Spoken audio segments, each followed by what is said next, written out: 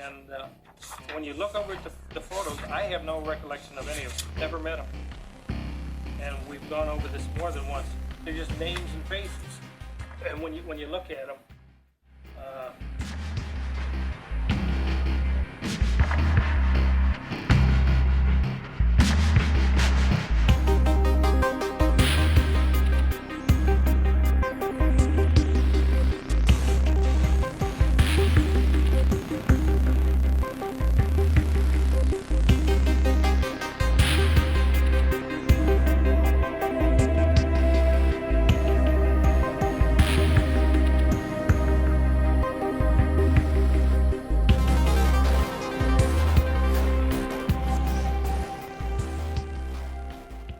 Day after day, the bodies of boys and young men being taken out of the home of John Wayne Gacy. 29 decomposed corpses were found under the house and surrounding grounds. 4 other bodies were discovered in a river.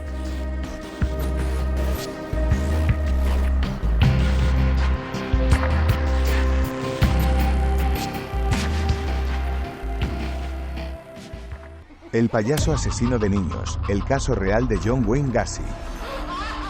Todo comenzó con la desaparición de Robert Pist. Esto se transformaría en uno de los descubrimientos más extraordinarios y bien disimulados de la historia de Estados Unidos.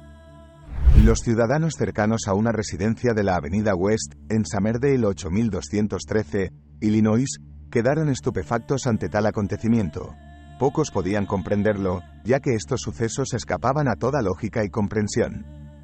Bajo su sótano se escondía el secreto guardado de un hombre. El protagonista de esta rocambolesca historia, una persona catalogada como un destacado ciudadano, un buen vecino, un hombre de negocios, que hacía voluntariado benéfico en su tiempo libre. Además de ser un atractivo político que se divertía disfrazándose como un icónico personaje llamado Pogo el payaso. Sin embargo, en su interior había una profunda oscuridad de la que solo unos pocos eran conscientes.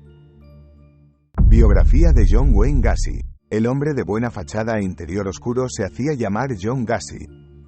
Nació el 17 de marzo de 1942 en Chicago, Illinois. Era el mediano de 3 hermanos. Sus progenitores eran John Stanley y Marion Gacy. Su padre era un alcohólico con una actitud machista y era propenso a maltratar física y verbalmente a su hijo y a su esposa. Su padre ridiculizaba a John ya que era un niño regordete con una voz aguda y en ocasiones actuaba como una mujer. Su progenitor se sentía frustrado por su carácter inmaduro y eran muy habituales las riñas hacia él. Además, siempre le exigía que se comportara como un hombre. Desde muy pequeño, John tuvo que soportar la antipatía de su padre. A pesar de todas las dificultades, su profundo amor por su padre le hacía querer complacerle, por lo que intentaba obedecer todo lo que decía. En un esfuerzo por mantenerlo alejado de su madre y sus hermanas, su padre lo llevaba a pescar, que era una de sus actividades favoritas. Sin embargo, a John le interesaban más los juegos de cocina con sus parientes femeninas. Cuando John tenía 6 años, uno de los amigos de sus padres abusó de él, pero nunca habló por miedo a que le culparan. Su situación empeoró cuando entró en la escuela, ya que su cardiopatía congénita no le permitía jugar con otros niños y sus compañeros se reían de él, suponiendo que era por su sobrepeso. Cuando tenía 11 años, sufrió un accidente en el que se golpeó fuertemente la cabeza con un columpio, lo que le provocó un coágulo de sangre en el cerebro. No fue hasta los 16 años cuando empezó a tener fuertes migrañas y mareos, y a desmayarse inesperadamente. Tras averiguar el motivo de estos desmayos, se dieron cuenta de que se debía al coágulo. Esto le hizo sentirse muy inseguro, ya que le costaba relacionarse con gente de su edad y su comportamiento era desagradable y excéntrico. Durante sus años escolares, cambiaba a menudo de casa, lo que le convertía en el raro de la clase y le hacía ser muy inestable emocionalmente. A los 18 años empezó a trabajar en una funeraria de Las Vegas como embalsamador y organizador de funerales. Sus oscuros deseos. Su conducta se volvió cada vez más extraña, ya que estaba expuesto a tantos cadáveres que empezó a sentir deseo por ellos, especialmente por los cadáveres de chicos jóvenes, los cuales tocaba y acariciaba constantemente. Lo que le provocó una lucha interior que finalmente le llevó a abandonar ese trabajo. Durante ese periodo, completó sus estudios empresariales y obtuvo un título en gestión de empresas. Posteriormente, se empleó como vendedor en una zapatería. Además, también tuvo la oportunidad de trabajar como voluntario en la Cámara de Comercio, donde organizó campañas políticas. En 1964, emigró a Springfield, Illinois, y allí conoció a Marilyn Myers, una bibliotecaria tímida y complaciente, que más tarde se convirtió en su esposa y en la madre de sus 2 hijos. En 1965, los padres de Marilyn compraron algunos establecimientos de la franquicia KFC, una conocida cadena mundial de comida rápida, y su suegro le dio un puesto de gerente en Waterloo, Iowa. Un lobo vestido de cordero. Tras ser contratado como gerente de 3 locales de restauración, John Gacy se fue a vivir con su esposa a una nueva casa. Poco después de llegar, tuvieron 2 hijos. El primero fue su hijo Michael. La noche de su nacimiento, Gacy se encontraba en estado de embriaguez y teniendo relaciones con un compañero de trabajo. Se especuló con que intentaba reclutar a varones jóvenes y atractivos, animándoles a participar en actividades íntimas, e incluso a veces implicando a su esposa. Estos rumores se extendieron a las comunidades vecinas, y muchos jóvenes afirmaron haber recibido proposiciones indecentes por parte de Gacy. En un esfuerzo por mejorar su imagen pública, se unió a algunas organizaciones benéficas locales. Entonces fue nombrado vicepresidente honorario de la organización Hazes of Waterloo, siendo visto como un miembro responsable y respetado de la comunidad. Aunque todo se había convertido en apariencia, ya que en el fondo, era una persona muy distinta. Además, se había convertido en alcohólico, consumía drogas y era regularmente infiel a su esposa, debido a que tenía fantasías y deseos con otros hombres. El inicio de sus abusos. Se le ocurrió la idea de construir en su sótano una habitación donde pudiera invitar a chicos jóvenes a beber y así poder mantener intimidad sin que nadie se diera cuenta. Una tarde, mientras su esposa se encontraba de viaje con sus hijos, Gacy invitó a su casa a un joven de 15 años. Se trataba de Donald Burris, a quien engañó diciéndole que le pondría una película que jamás olvidaría al entrar al domicilio de Gacy. Este le ofreció una bebida, hasta llegar al punto de que el joven se encontraba bastante ebrio, entonces le puso una película para adultos y lo obligó a tener relaciones sexuales. El adolescente lo hizo y luego lo amenazó con matarlo si le contaba a alguien lo sucedido. Sin embargo, cuando llegó a su casa, inmediatamente les contó a sus padres lo que John Gacy le había obligado a hacer. Días después, lo denunciaron ante las autoridades, por lo que fue detenido y llevado a un tribunal, donde trató de defenderse, alegando que eran acusaciones falsas y que estaba siendo víctima de una estrategia para desprestigiar su imagen. Posterior a eso, contrató a un hombre para golpear a Donald. Fue esto lo que le jugó en contra, ya que hubo mucho cuestionamiento sobre su inocencia. El juez solicitó hacerle un examen psiquiátrico, debido a su comportamiento tan extraño y explosivo. Ahí se dictaminó que indudablemente sufría de trastorno de personalidad antisocial. Y pese a sus intentos fallidos de declararse inocente, fue declarado culpable en 1968, a 10 años en la prisión de máxima seguridad de Iowa. Al final aceptó que sí que había mantenido relaciones sexuales con el joven, pero que él había sido la víctima, ya que Donald acudió a su casa en busca de favores íntimos. Tras su encarcelamiento, John Gacy se comportó de forma honorable y se convirtió en el cocinero de la prisión, ganándose poco a poco la admiración de sus compañeros. Después de 18 meses, se le concedió la libertad condicional en el verano de 1970, con la condición de que sería vigilado durante otros 12 meses tras su puesta en libertad. Sin embargo, su mujer le pidió el divorcio, a lo que él accedió sin vacilar, y juró no volver a ver a sus hijos, optando en su lugar por regresar a su ciudad natal, Chicago, Illinois. Cuando llegó allí, le informaron de que su padre había fallecido a causa de una cirrosis provocada por el alcoholismo. Poco sabían sus vecinos de Chicago que su historial delictivo no había hecho más que empezar. El nacimiento del payaso Pogo. Pidió ayuda a su madre para comprar una casa en el 8213 de West Somerdale Avenue, Somerdale, Chicago. Cuando llegó, fue recibido calurosamente por sus vecinos porque muchos de ellos lo veían como un individuo excepcional, una persona de buen corazón, que a menudo celebraba reuniones en su casa, hacía barbacoas e incluso se disfrazaba de payaso para divertir a los niños y adolescentes de los alrededores. Lo que solo unos pocos conocían era el motivo siniestro y perverso que se escondía tras este personaje, al que él mismo llamaba Pogo el payaso. La figura de este personaje era bastante peculiar, no se parecía a la de los payasos de la época. Gassi tenía los ojos pintados de azul, una enorme y amenazadora sonrisa roja y vestía un traje blanco con rayas rojas y un sombrero decorado con 3 bolas de terciopelo de color azul, blanco y rojo. La peculiaridad de Pogo le hizo famoso en las clínicas pediátricas, donde acudía con cara radiante, regalando globos de colores y peluches que había comprado con sus propios fondos. En 1971, creó su propia empresa de construcción, PDM Constructors, y contrató a su equipo de empleados, todos ellos menores de 25 años. Sin embargo, las propensiones maléficas de Gassi seguían presentes. Ese mismo año, agredió a un joven que lo denunció, pero después de que le pidieran que compareciera para validar la acusación, no se presentó. Por lo tanto, no pudo ser encarcelado, ya que no había pruebas contra él. Su carrera criminal comenzó el 2 de enero de 1972, cuando Timothy McCoy, un chico de 16 años, se encontraba en la estación de autobuses. John Gassi, al verlo, le dijo que ya era demasiado tarde y le ofreció quedarse en su casa. El inicio de sus crímenes. Al día siguiente, supuso que el joven tenía intención de atacarle, ya que tenía un cuchillo en las manos. Sin embargo, solo estaba untando mantequilla en una rebanada de pan. Aún así, le dio varias puñaladas. Al observar el líquido rojo intenso que manchaba su suelo, experimentó la sensación más increíble de su vida. A partir de entonces, su depravación eclipsó su racionalidad. El 1 de junio de 1972, Gassi se volvió a casar, esta vez con Carol Love, ex compañera de colegio de sus 2 hermanas y amiga íntima de estas. Carol había pasado recientemente por una separación y estaba traumatizada emocionalmente. Además, se había quedado sola al cuidado de sus hijas. En 1971, volvió a encontrarse con Gassi, que poco a poco se fue ganando la confianza de su familia. Las niñas le adoraban, incluso le llamaban padre.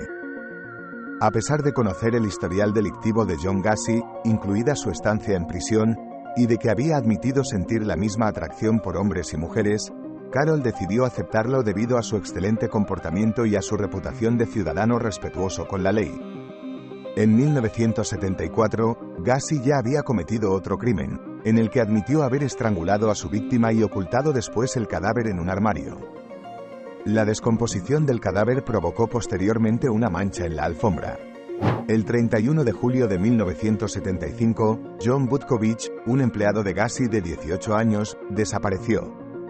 Su vehículo fue encontrado con sus pertenencias aún dentro y las llaves puestas cerca de Sheridan Corner, lo que llevó a sus padres a denunciar su desaparición y a iniciar su propia búsqueda. Se le preguntó a John Gassi por el paradero del chico, pero este dijo que la última vez que lo había visto fue cuando él y 2 de sus amigos habían acudido a su casa para cobrar una deuda impagada. Habían decidido que Gassi pagaría la cantidad, pero lo cierto era que John Butkovich había caído en las garras del payaso asesino. Después de visitar la casa de Gassi, este le pidió que se reuniera con él para tratar el asunto del salario. Después le ofreció una copa y fingió que iba a esposarle como parte de su número de payaso. Más tarde, el cadáver de Butkovich fue encontrado en el garaje de Gassi, donde este había pensado enterrarlo en su jardín. Sin embargo, cuando su mujer y sus hijastras regresaron inesperadamente, decidió colocar el cadáver bajo el suelo de hormigón del garaje, en un agujero previamente excavado que se suponía que era para una baldosa de desagüe. A medida que aumentaba su fama como Pogo el payaso, también lo hacía el éxito de su negocio. Empezó a organizar barbacoas en su patio trasero, a las que acudían más de 300 personas. Al final de la comida, los invitados solían comentar el desagradable olor que salía de debajo de la casa. Con una actitud jocosa y desenfadada, él se limitaba a atribuir el olor a las cañerías. La carrera de John Gassi estaba en auge y se había convertido en una figura influyente en el Partido Demócrata. Durante esta época, pasaba cada vez más tiempo con otros hombres. En 1976, Carol decidió poner fin a su matrimonio. Reveló que no tenían intimidad física y que con frecuencia le había sorprendido hojeando revistas con imágenes explícitas de hombres. Además, observó que rara vez estaba en casa y que a menudo se le veía en su coche con hombres jóvenes. Además, empezó a percibir un fuerte olor procedente de la casa. Debido a todo ello, decidió marcharse. Cuando estaba solo y sin nadie a quien rendir cuentas, empezó a entregarse a sus inmoralidades, refiriéndose a este periodo como sus años de crucero. Muchos de sus vecinos observaron que su conducta empeoró después de su divorcio. Muchos de ellos incluso lo vieron en compañía de hombres jóvenes. Llegaban por la noche y las luces de su casa se apagaban, y luego a altas horas de la madrugada se volvían a encender, acompañadas de gritos desgarradores que provenían de su casa. Las continuas desapariciones de chicos jóvenes. El 6 de abril de 1976, otra persona desapareció repentinamente. Se trataba de Darrell Sampson, de 18 años, que fue visto por última vez en Chicago y a quien Gacy enterró bajo el comedor el 14 de mayo de ese mismo año. En 1976, el número de víctimas de John Wayne Gacy aumentó. El 3 de junio asesinó a Michael Bonin, de 18 años, y enterró el cadáver en el dormitorio de invitados. 2 semanas después, William Carroll, de 16 años, fue secuestrado por Gacy y enterrado bajo su casa. El 5 de agosto, Jimmy Hackenson, de 17 años, llamó a su familia por última vez antes de que también lo secuestrara Gacy. Todas las jóvenes víctimas de Chicago trabajaban para la empresa PDM de Gacy y habían desaparecido sin dejar rastro, ya que nunca se encontraron sus cuerpos. Randall Refet y Samuel Stapleton, de 15 y 14 años respectivamente, también fueron secuestrados cuando regresaban a casa y se encontraban entre las víctimas de Gacy. Fue en 1977 cuando el nombre de John Gacy empezó a asociarse con las malas acciones, especialmente tras la desaparición de un joven de 19 años. Gacy se había llevado el coche del joven y luego lo había vendido por $300. Más tarde, un joven fue detenido por conducir el mismo vehículo y afirmó que Gacy era quien se lo había vendido. Aunque había múltiples denuncias contra Gacy, las autoridades no investigaron el asunto a fondo. Mientras tanto, Gacy, que también era conocido como Pogo el payaso, seguía asesinando gente, y el número de sus víctimas oscilaba entre 27 y 30. El 30 de diciembre de 1977 secuestró a Robert Donnelly. Llevó al joven a su casa, lo torturó y le metió la cabeza en una bañera, hasta que la víctima suplicó que le quitara la vida. Finalmente, Gracie, después de 2 largas horas, liberó al joven. El hombre le advirtió de que la policía no le creería si intentaba denunciarle. Pero el joven siguió adelante y el 6 de enero de 1978 la policía le interrogó. Negó todas las acusaciones e insistió en que todo había sido consentido, pero, sorprendentemente, la policía decidió creerle y le dejó marchar. Más tarde, el 21 de marzo, Gacy convenció a Jeffrey Rinald para que subiera a su coche, lo que sería decisivo para atrapar al payaso asesino. Tras subir, Gacy lo durmió con cloroformo y lo condujo a su residencia, donde torturó a Rinald hasta dejarlo inconsciente. Luego abandonó a Rinald en un parque de Chicago. Aunque se encontraba en mal estado, fue capaz de recordar los caminos por los que había pasado y finalmente llegó al 8213 de West Somerdale Street, donde se presentó ante las autoridades, que tuvieron que detener a Gacy. El juicio. Se celebró un juicio en el que se acusó a John Gacy de agredir a un joven, aunque posteriormente John salió libre con consecuencias mínimas. Su buena fama aumentó aún más ese mismo año cuando fue fotografiado apretando la mano a Rosalind Carter, la esposa del presidente. Este encuentro se produjo el día del desfile por la Constitución de Chicago, celebrado el 6 de mayo como conmemoración del inicio de la democracia en Polonia. Como Gacy era el responsable del desfile, la señora Carter expuso su foto en su despacho para que todos la vieran. También fue fotografiado estrechando la mano del alcalde de Chicago, Michael Bilandic, y la foto se colocó también en su despacho.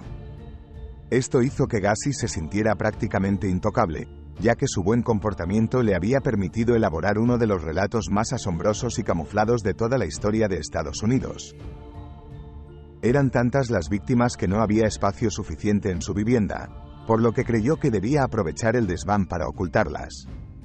Sin embargo, recapacitó y se deshizo de sus víctimas arrojándolas al río.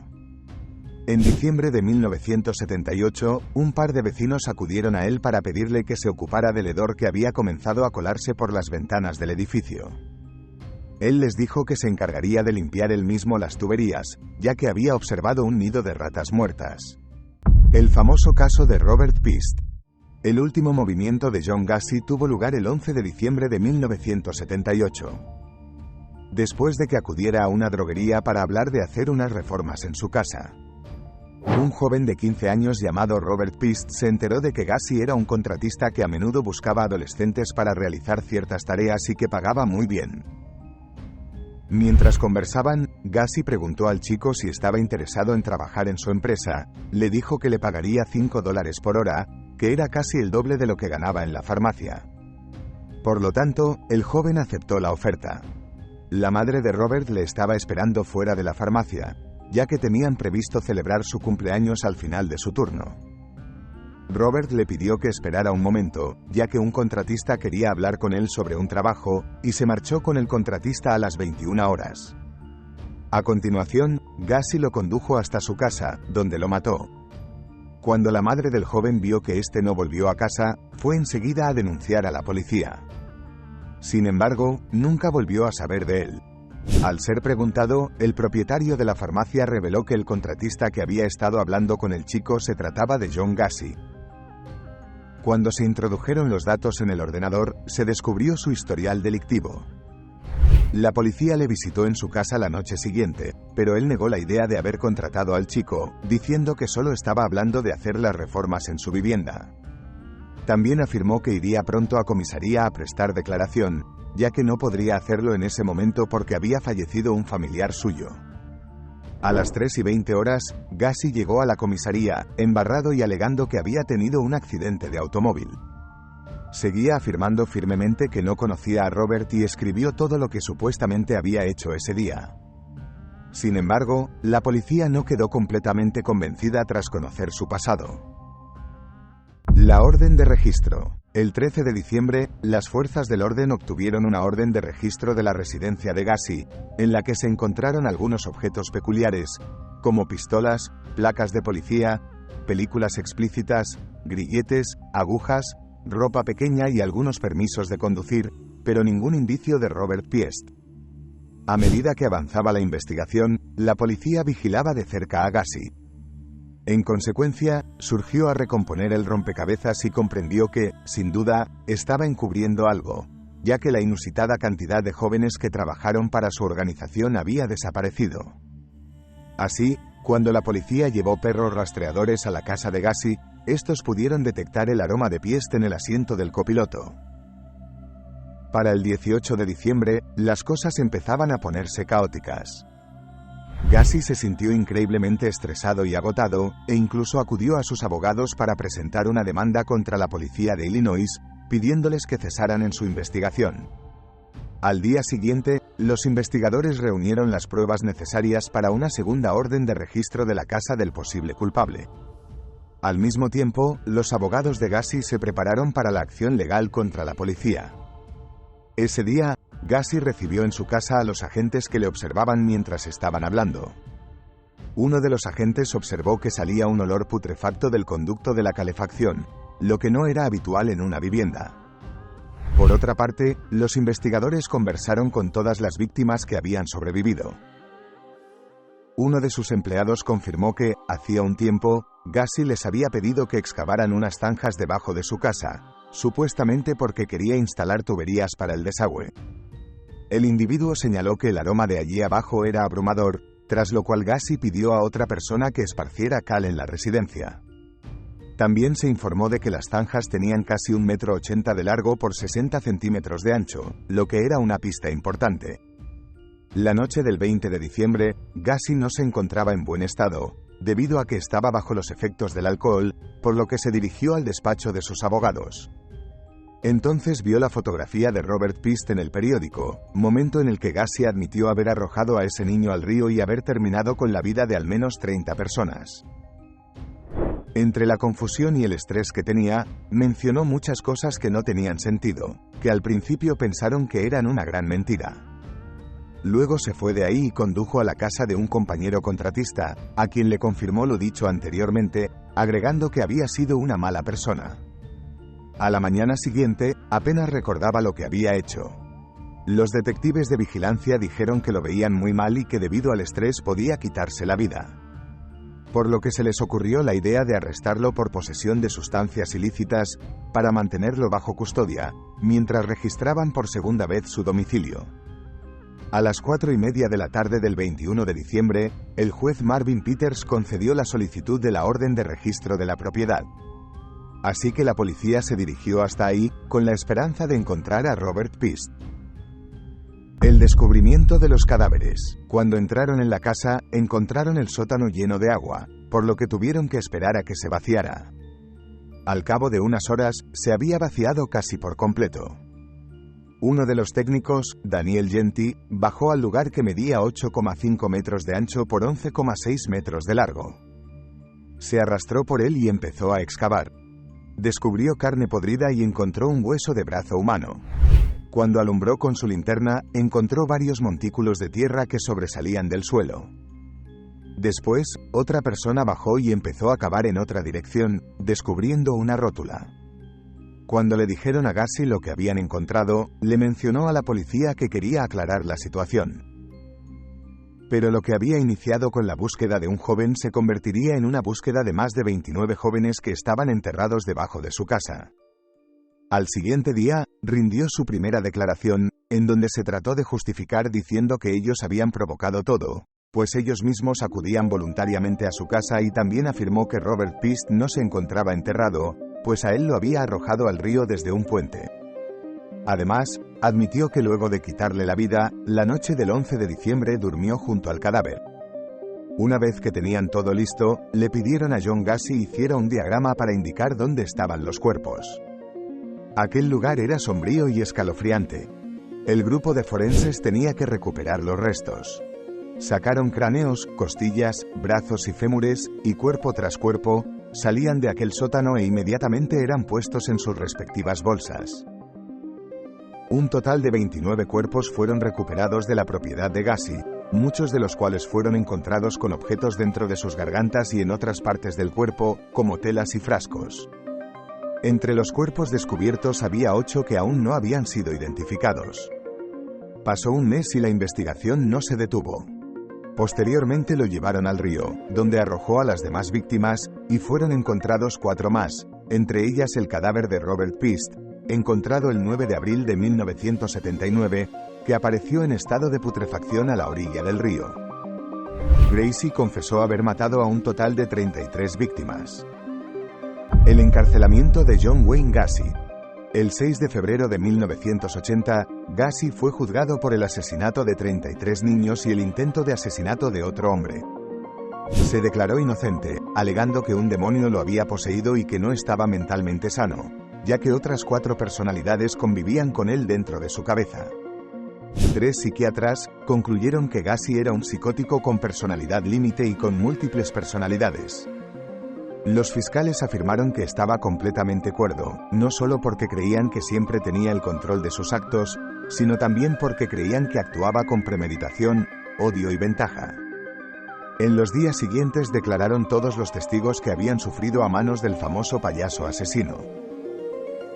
Luego de varios intentos fallidos por demostrarse inocente y demente, el 12 de marzo de 1980 fue declarado culpable de los 33 cargos que se le imputaron, siendo así el mayor caso de asesinatos en la historia de Estados Unidos hasta ese momento. Fue condenado a varias cadenas perpetuas y penas de muerte. Se fijó su ejecución para el 2 de junio de 1980. Fue trasladado al Centro Correccional de Menard, al sur de Illinois. Presentó demasiadas apelaciones y también fue objeto de muchas entrevistas, aplazando su final hasta el 10 de mayo de 1994, el día de su ejecución. Fue declarado muerto a las 12:58 horas de la mañana por inyección letal. Como últimas palabras dijo: "Nada hará regresar a las víctimas. Bésenme el trasero, nunca sabrán dónde está el resto". Ni una sola lágrima fue derramada por Gacy. Los crímenes fueron tan horribles que incluso desafiaban a la imaginación. Las actuaciones que cometió, sin duda, fueron producto de un monstruo. Incluso la policía llegó a confirmar que John Gacy no había actuado solo. Las investigaciones que arrojaron los forenses indicaron que por lo menos tuvo que tener ayuda de otra persona. Algunos expertos del FBI dicen que 2 o 3 empleados de PDM le habrían ayudado a cometer algunos asesinatos. Hechos posteriores a su muerte. Tras su muerte, el cerebro de John Wayne Gacy fue extraído para su estudio. La doctora Ellen Morrison fue la encargada de realizar la necropsia y al examinarlo, se llevó la sorpresa de que no había ninguna anormalidad que pudiera explicar su conducta. Lo único resaltable fue que varios expertos psiquiatras dedujeron que Gacy tenía la estructura emocional de un niño. Por otro lado, su modus operandi siempre fue el mismo. Por lo general, aprovechaba su posición como propietario de la constructora PDM, una vez que veía la necesidad económica de los jóvenes. Los atraía con buenas ofertas de trabajo. Los invitaba a su casa, donde les ofrecía bebidas alcohólicas e incluso drogas. Una vez que se ganaba su confianza, utilizaba diferentes estrategias como utilizar a su personaje para mostrarles trucos con sus esposas. Otras veces no requería de eso, pues utilizaba cloroformo para dormirlos directamente. O simplemente en un descuido los cogía por sorpresa y los asfixiaba, hasta dejarlos inconscientes. Después de eso, abusaba de ellos sexualmente y los torturaba para posteriormente acabar con sus vidas. Algunos pasaron días en la cama de Gacy antes de ser enterrados. Durante su estancia en prisión, realizó varias pinturas. Algunas de ellas son demasiado extrañas. Aún así, fueron vendidas y subastadas. El caso de John Gacy es uno de los más increíbles, debido al desarrollo de su historia y su increíble habilidad para persuadir y engañar a las personas de su entorno. Además de esconder en su propia casa la atrocidad de sus crímenes sin levantar sospechas. Sin duda, John Wayne Gacy fue un criminal habilidoso y talentoso con una gran experiencia en el arte de mentir, el cual fue capaz de mantener una doble vida completamente opuesta entre sí, representada por un lado, por el ciudadano ejemplar, y por otro lado, por el asesino serial. ¿Qué opináis sobre la historia del payaso asesino? ¿Creéis que realmente tenía una personalidad múltiple o que simplemente mataba por maldad? Os leo en los comentarios. Si te ha gustado este contenido, no dudes en compartirlo para ayudarnos a llegar a más personas y suscríbete a nuestro canal para no perderte más vídeos como este. Muchas gracias por quedarte hasta el final. Espero que hayas disfrutado de esta macabra historia.